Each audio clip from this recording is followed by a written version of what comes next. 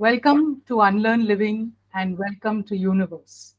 This show is a series of discussions based on day to day experiences, based on lessons learned in life, and things to look out for in your world, your life, my life, our universe.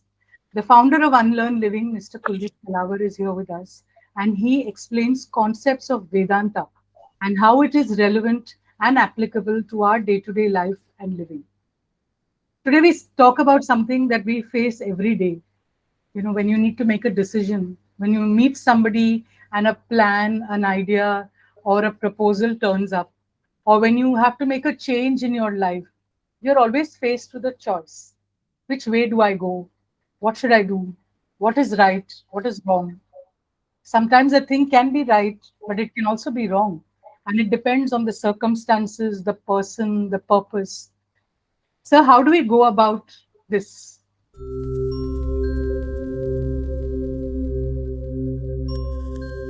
Every decision is basically one of two choices, right and wrong. And what you think is right, you say yes, and what is wrong, you will say no.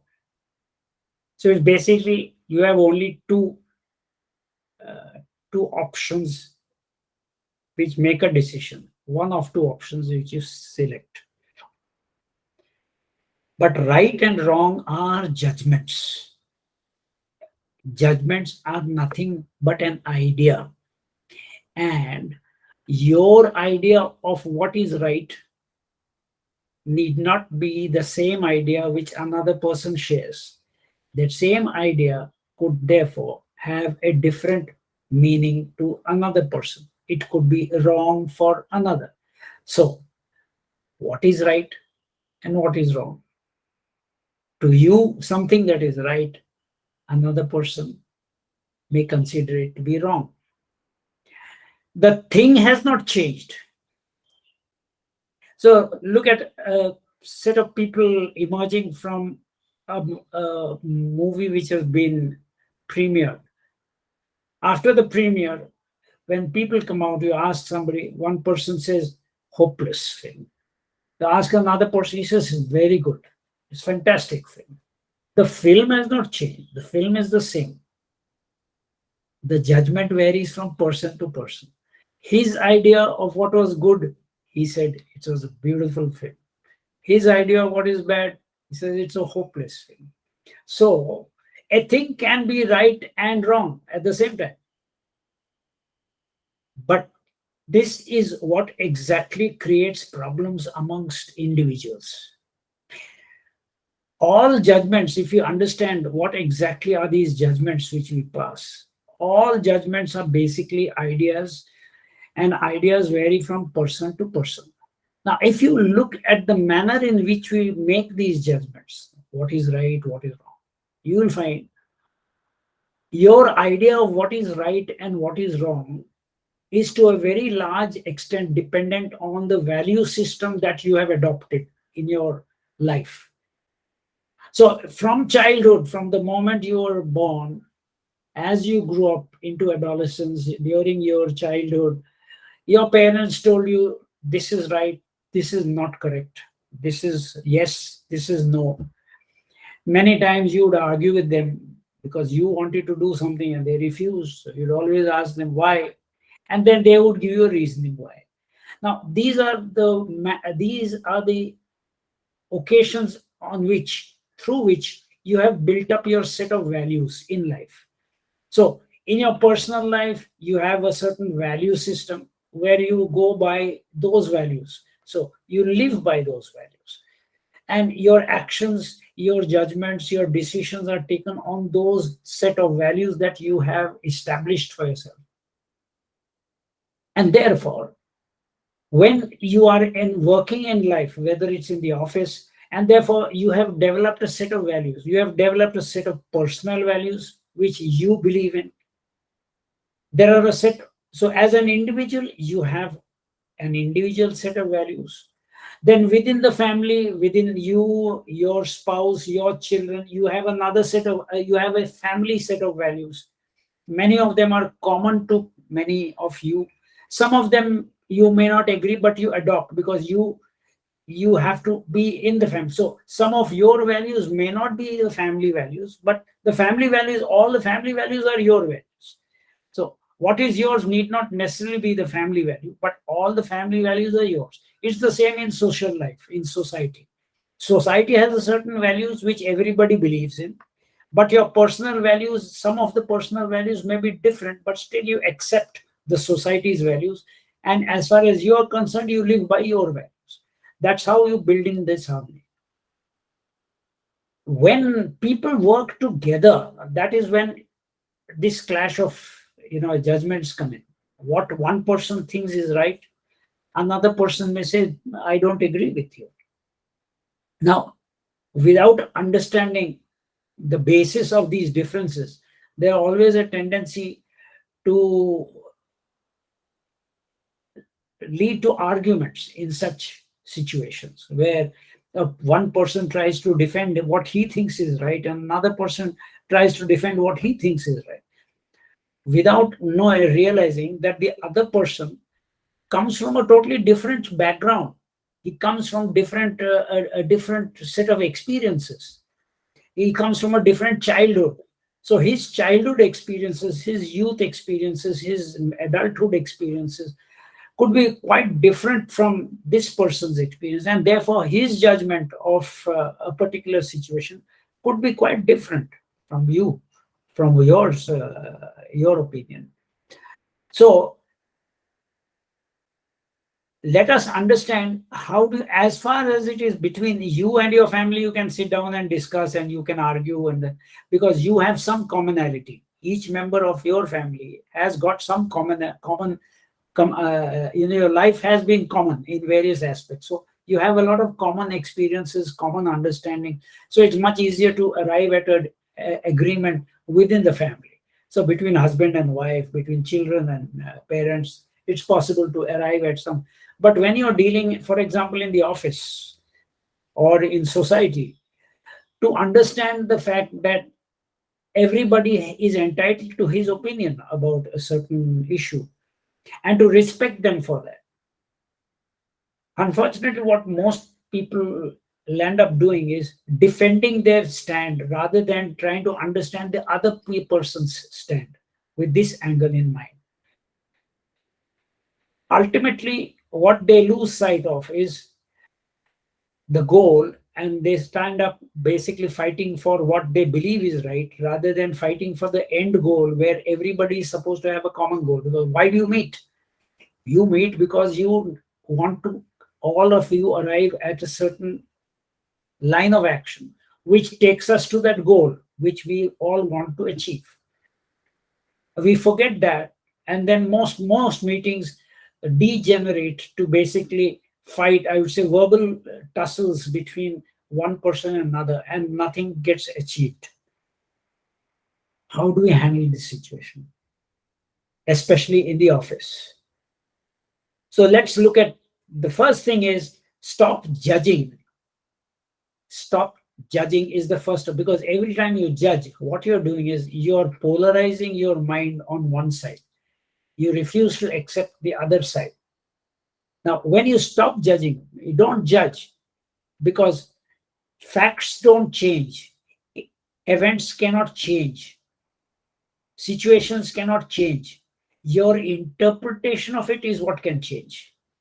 And interpretations can differ from person to person. The moment you judge, you have imposed a particular judgment or imposed a label on a particular in a particular situation. And once you have imposed that label, your ego doesn't enable you or doesn't allow you to depart easily from that stand that you have taken. If you have said something is right, now you'll always stick to that stand saying this is right, this is right. So it becomes very difficult for you to move away from that position. Therefore, point number one, stop judging. Do not declare anything as right or wrong unless and until you have heard the other person's story also. Why should you listen to the other person's story? Because remember, he has also come for the meeting and he is also interested in reaching the same goal as you have. All of you have come together to reach a common goal. But his argument and his way of looking at may be different. Now, if you can look for something in his argument which is common, which helps you assists you and the group in reaching that goal, you can actually take his good points and your good points and combine it together and make it a united effort. Instead of looking at the differences, why not look at the commonalities? But if you are already stuck on one side with your approach and you think that what I'm saying is right, see, since he says no, it means he's wrong. No, because you're only looking at 50% of the situation with your angle. You're not looking at the other person's angle. Unless and until you look at it from both sides, how can you make progress?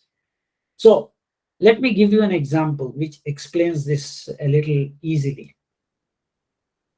In a corporate meeting, there were three vice presidents discussing with the president about a certain strategy to be adopted by the company for a particular product. Now, one of the three had certain ideas, but he was a little nebulous. I would say a little uncertain. He was not very sure what strategy to project or to what to present. One person was very clear. He had taken a call in his mind that this is the best strategy for the company to adopt for this particular product.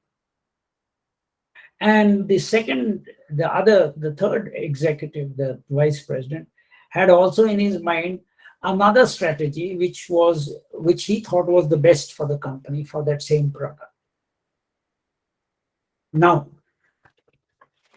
for that product, one of those vice presidents was in charge of that product, but because they were discussing company strategy, the president had called the other two vice presidents for their opinion, because at some moment of time in the future, they also would be handling the same product. Because being an interchangeable organization, there used to be once in 3 years or 2 years a change in the head. So this vice president would take that line of products, this vice president take the next line. So he would come in here, there he would go in there. So at this particular moment of time, this person was in this line of products and he's already spent 2-3 years. So he knew his product line very well. So this was the background of the three people. The other two were not too familiar. They had handled this product, but years before, a lot of things had changed. So this person was more up to date. They had previous experience. When they presented it to the president of the company, president of that organization, the person who had handled this line of products about 4 or 5 years ago, the previous president, before the vice president, he presented his arguments and strategy and said, this is the best, I think this is the best strategy to adopt. The person who was handling this line of products at this moment of time for the past 2 years, I mean, a person who had succeeded him, said, what you say is right, but this was at the time when you were handling this was the situation, and this strategy suited that particular situation. You have worked out your strategy based on what you have understood at that time, but those are old circumstances. Situations have changed, and in that light, this is what I think it should be. So there was a tremendous argument between the two. He was saying, I have also had handled this product line. I know better than you. I have more years in this line. And so that it went down to a personal level. And this fellow was presenting his this thing. And there was a lot of interruption in between because this fellow was getting irritated because it was going against his suggestions. So the president told him, let him finish his presentation and then we can discuss the whole thing. So he finished it. And he presented his points of view. Many of those points of view were quite against what this person had been saying. So now it became an ego clash between the man who's dealing and the man who's previously the boss of that particular line. There was an argument started after the discussion. The third vice president realized that he is he's just a spectator in this whole thing, and he has not much to devote. So he said, I would like not to make any comments, because I think both of them are handling it, and therefore I'm at the moment I would like to just be a spectator, participant, but without giving any comments, because I have some comments, but at the end of the whole thing, I'll give it. I don't want to add masala in this particular situations. So he said, okay, vice president, listen to all of it. Now, by the time after 15, 20 minutes, the president realized there's no end to this argument between this fellow's ego and that fellow's ego. Both of them are defending their polarities. I am right, I am right, I am right. What was the president doing through this whole argument, all this people time? He was making notes of what were the good points which this person was talking about, ignoring the ego points where he said this is good for the company. He had his mind very clear. His goal was clear. What is best in this person's suggestions? What is best in this person's suggestions? Take them together and make them, combine them together. So we have, and then add the third person, because the third person will also have his opinions. What he did was he explained to them, see, what you have discussed, you have said this according to me will not really suit the situations. He gave his reasonings, and he says, but then what you said here, these points are excellent points. These are points which could really help the company. I'm looking at it from the corporate angle. I'm not looking at it from a personal angle. As a corporate, as a company, what you have said, these four steps will be helpful for us. Let's discuss that. So I'm taking these 4 points of yours on record here. Now, on this side, he summarized this thing. This is what you said. According to me, these are the 3 or 4 points which you mentioned, which would assist us in this company. And therefore, whatever other balance points are there, I don't consider them, because I think basically it's your egos which really were fighting with each other. So this is what I'm going to take. And then, yes, yeah, then he talk to the third person, was he says, now tell me your points of view from your angle, what is it? So he gave his suggestion. So at the end of the story, he had listed down, whether it was right or wrong was irrelevant. He didn't give it a label. What he did was he listened to this person, he listened to this person, listened to that, and took the best of all and combined it to. He became like a honeybee. What does the honeybee do? It goes to each flower. It doesn't judge the flower. Oh my God, this is a terrible color. It's just interested in the nectar. And it goes and just takes only the nectar. It has no judgment about the flower, about the circumstances, about the leaf, about anything. It just goes, it has its job. It takes the particular nectar. It takes the best nectar from that. It goes to the next flower. It may be a totally different flowers, different species, but it takes that nectar. It has one objective. Every decision, every judgment is basically, if you can make sure that your judgment is based on the best of everything, that is when you will end up making beautiful decisions and making a lot of progress in life. I think, one requires an attitude of patience when one has to make a decision, to be able to put down the thoughts that come up immediately and, kind of sort them out to decide which way to go and, figure out without judging, like you said. You have to listen to both sides of the story Yes, yes. and Yeah. then take the best of both. Great. So if you like what you're listening to in this series, please hit that subscribe button and the bell icon so that you get our notifications. If you're curious about this subject of Vedanta and want to know more, you can visit our website www.unlearnliving.in. And Sir conducts a course online which is split into several levels, where he explains the most crucial and important concepts that are relevant to our day to day life. So you must try and register for level 1 and take that journey forward if you're really interested in this. And you can also email us your questions about your life, and Sir would be glad to answer them. Please email us at unlearnliving@gmail.com. And we look forward to seeing you in the next episode.